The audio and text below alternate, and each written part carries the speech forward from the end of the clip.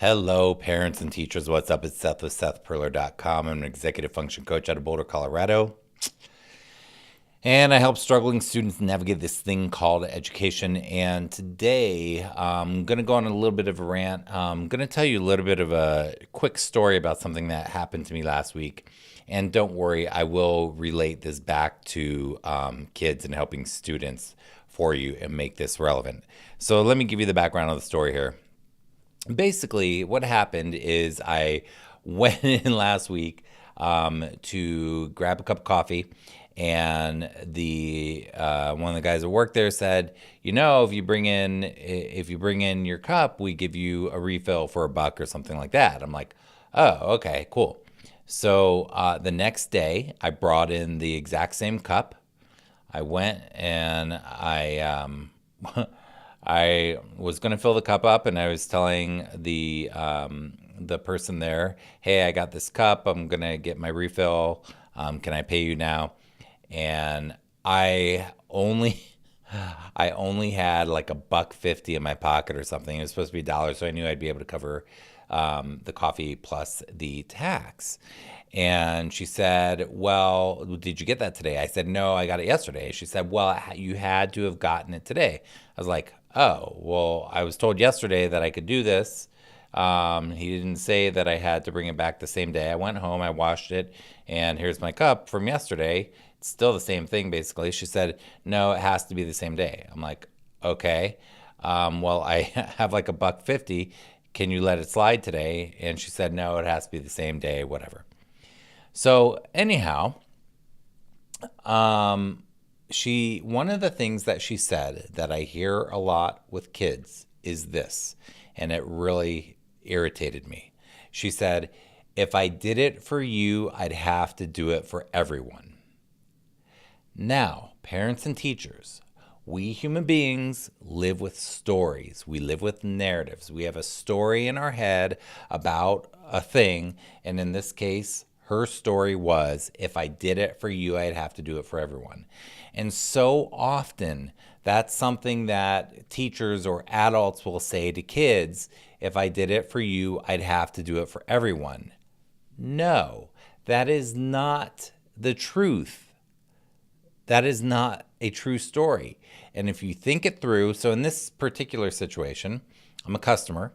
I walk out of there without my coffee, frustrated, confused about the situation, and not wanting to go back. So the effect that it's producing, she is not saying to herself, how can I serve this customer? And when adults do this, they're often not saying to themselves, how can I serve the student? And I think that that's the question we want to be asking. So when a student says, can I do this? The answer to a child, a middle schooler, a high schooler, if we say something like, if I did it for you, I'd have to do it for everybody. I want you to imagine what it feels like to be that kid and hear that statement. That's one of the things I think that makes kids cynical when they hear stuff like that. They're like, no, you don't. And differentiation is a concept in the education world where we really look at the new needs of students, where we really perceive ourselves, the adults, the educators, we really perceive ourselves as being of service to the student, not the student being of service to us, okay? We are serving them. We are trying to give them as much as we can in education to help their life. So instead of saying something like, no, if I did it for you, I'd have to do it for everyone, which is, again, usually not a true story. It is a story.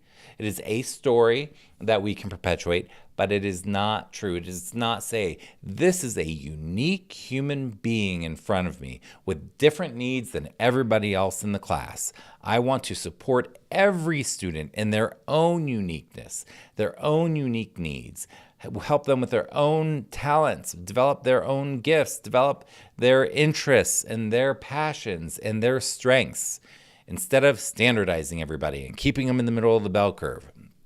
And so much of what we do sometimes feels like we're trying to keep them in the bell curve, keep you in the box, do what you're told, do what you're asked, follow the directions, do everything, toe the line, get all your ducks in a row.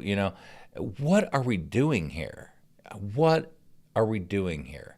We're trying to help these kids develop their best selves so they can have a fantastic life and so that they can contribute to the world. So statements like these, just think sometimes adults are just not thinking things through.